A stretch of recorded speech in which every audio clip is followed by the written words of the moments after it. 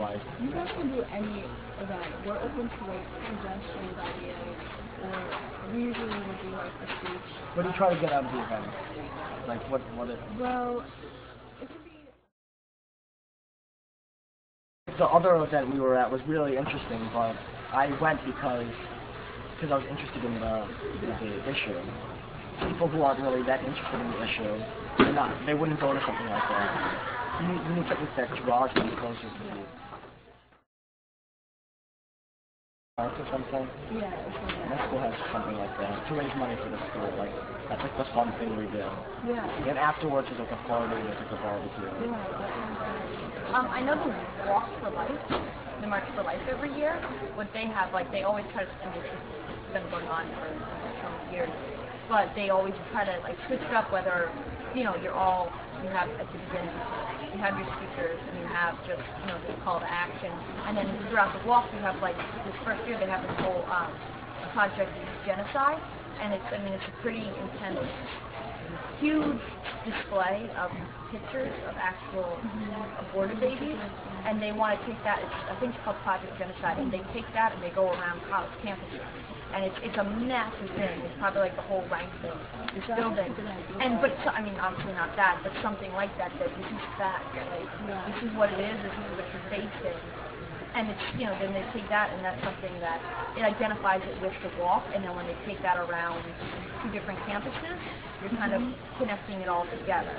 And still advocating. It's something that's just big, and that it would cost something to put together, but it's something that's sustainable enough to carry around in different campuses for different events. Yeah, I've done this a few times. We did it at my school once, and then I went to Camden, New Jersey, and so I went to like a place where they do Christian services. And it's like, they split the number of people into the percent, like, who only has rice to eat, who has rice and beans, and who has like the meal. So it's like something like 2% only have, like, 2% of people have like a full meal to eat, and like 15% of the world only have rice and beans to eat, and then the rest of the world just eats rice or something. And they make the people who, like the lower class, sit on the floor, and they don't get utensils, and they don't get water. So I've done it a few times, and I find it really effective. It's just like a visual. Yeah. But if you do something like, you're saying like walking, like you guys walk down Central Park, I don't know if this would be too like extreme, but like you did like a giant one on the Great Lawn, people would see how many people actually, because when you do it with like 30 people, it's like, okay, there's 3 guys sitting at the table, and there's 20 people sitting on the floor. But if you see like hundreds of people, like, I don't know if that would be, I'm just going with this idea, like you invite everyone, like try to get as many people to come for lunch. You say, and during lunch there's going to be speakers, and you do something like, there'll be chairs, there'll be the center, like, I don't know, like they'll be higher, like the people on the tables, everyone can see the food, and then people would just get on the chairs, the first people would get there, and the rest of the people would have to sit on the floor. And then, okay, here's lunch, and you hand out like a bowl of rice. And then they have to wait there. You won't lock them like in there, but you give like a few speakers to come and tell them like I'm sure they would want to stay after. Yeah. So and the speakers would force them to be there longer, and force them to go hungry, the people who are hungry. That's a really good idea for that. I think that. And I think just if you have a lot of people, the sheer number of people, like. Yeah.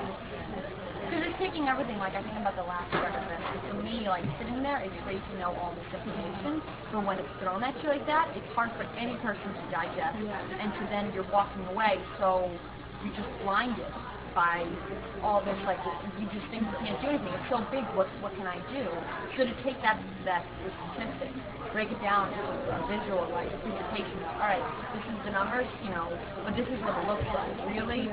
So then you walk away with that, and you have feelings involved, and feelings stay longer than, your memory.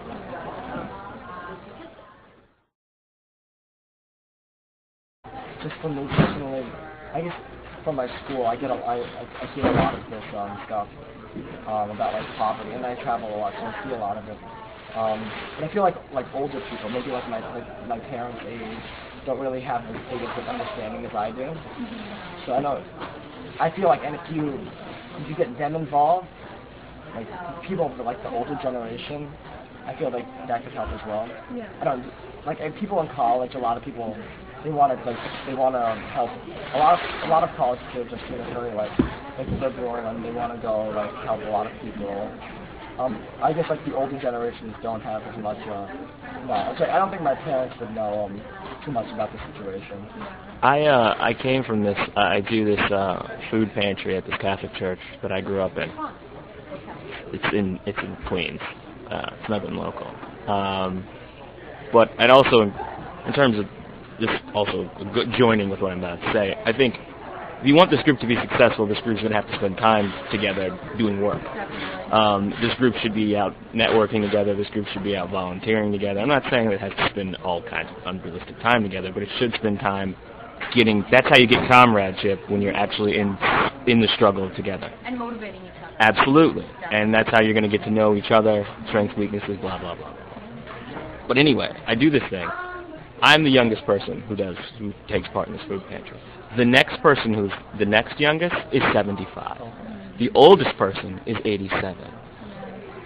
It's amazing that they can still do all this stuff. That's true. And not all old people, older, our senior generations are able physically to do this type of work. However, they have time, where other people who are our parents don't have time because they're working and doing other things like that.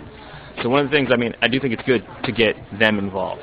But I already know they're going to tell you about time. Oh, I don't have time to be doing this. I'm working, recession, blah, blah, blah. But older people who are already retired, that recession stuff, whatever, they're already on the fixed income. That's not really a big deal anyway. They'll be more willing. And I think that dialogue between us and them needs to happen because they've been through they've been through pre-civil rights struggle to get to where we are now. So they're definitely a resource that I think needs to be tapped into. If that means like beating on doors of bingo parlors, I don't know what that's going to mean. How we actually reach them. With us, they want to feel needed. They want to feel like they still matter and they're still important. So do you guys feel comfortable? Like, I don't know, are we clear on like the goal and what? I'm not. Are they going to start an event? Are they going to organize letter writing? What are they going to do?